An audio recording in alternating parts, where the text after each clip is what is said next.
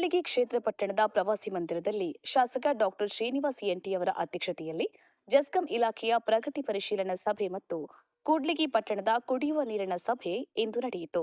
ಈ ವೇಳೆ ಮಾತನಾಡಿದ ಶಾಸಕರು, ಬೇಸಿಗೆಯ ಬಿಸಿಲ ಮಧ್ಯೆ ಕುಡಿಯುವ ನೀರು ಮತ್ತು ವಿದ್ಯುತ್ ಸಮಸ್ಯೆ ತಲೆತೋರದಂತೆ ಹಳ್ಳಿ ಪಟ್ಟಣ ಎನ್ನದೇ ಅಧಿಕಾರಿಗಳು ಕಟ್ಟೆಚ್ಚರ ವಹಿಸಬೇಕು. ಸ್ಥಳೀಯ ಮಟ್ಟದಲ್ಲಿ ಪಿಡಿಒಗಳು ಮೇಲ್ವಿಚಾರಣೆ ಮಾಡಬೇಕು. ಸಾರ್ವಜನಿಕರು ಮತ್ತು ರೈತರಿಗೆ ವಿದ್ಯುತ್ ಸಮಸ್ಯೆಯಾಗದಂತೆ ನೋಡಿಕೊಳ್ಳಬೇಕು.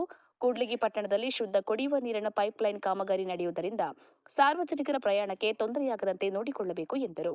ಅತಿ ತುರ್ತು ಇರುವ ಹಳ್ಳಿಗಳಲ್ಲಿ ಖಾಸಗಿ ಬೋರ್ವೆಲ್ ಮೂಲಕ ಕುಡಿಯುವ ನೀರಿನ ವ್ಯವಸ್ಥೆ ಮಾಡಬೇಕು.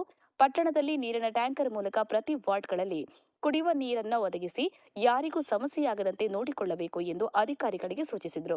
ಇನ್ನು ಇದೇ ಸಭೆಯಲ್ಲಿ ಹಳ್ಳಿಗಳಲ್ಲಿ ಶುದ್ಧ ಕುಡಿಯುವ ನೀರಿನ ಘಟಕಗಳ ಸಮಸ್ಯೆ ಪರಿಹಾರ, ವಿದ್ಯುತ್ ಘಟಕಗಳ ಕಾರ್ಯವ್ಯಾಪ್ತಿ ಮತ್ತು ನಿರ್ವಹಣೆ, ವಿದ್ಯುತ್ ತಂತಿ, ಕಂಬ, ಟಿಸಿ ಅಭಿವೃದ್ಧಿ ಬಗ್ಗೆ ಚರ್ಚೆ ನಡೆಸಲಾಯಿತು. ಈ ಸಂದರ್ಭದಲ್ಲಿ ತಹಶೀಲ್ದಾರ್ ಕುಮಾರಿ ನೇತ್ರಾವತಿ, ಇಒ ನರಸಪ್ಪ, ಎಇಇ ಮಲ್ಲಿಕಾರ್ಜುನ, ನೀರು ಘಟಕ ಸರಬರಾಜು ಇಲಾಖೆಯ ಎಇಇ ಪ್ರಸನ್ನ, ಪಿಡಬ್ಲ್ಯೂಡಿ ನಾಗನಗೌಡ, ಕೂಡ್ಲಿಗಿ ಪಟ್ಟಣ ಪಂಚಾಯತ್ನ ಮುಖ್ಯ ಅಧಿಕಾರಿಗಳಾದ Dadapeer, KEB AEE Ekantareddy, chief engineer Ramaswamy, ವಿವಿಧ ಇಲಾಖೆಯ ಅಧಿಕಾರಿಗಳು, ಸಿಬ್ಬಂದಿ ವರ್ಗ, ಪತ್ರಕರ್ತರು ಉಪಸ್ಥಿತರಿದ್ದರು.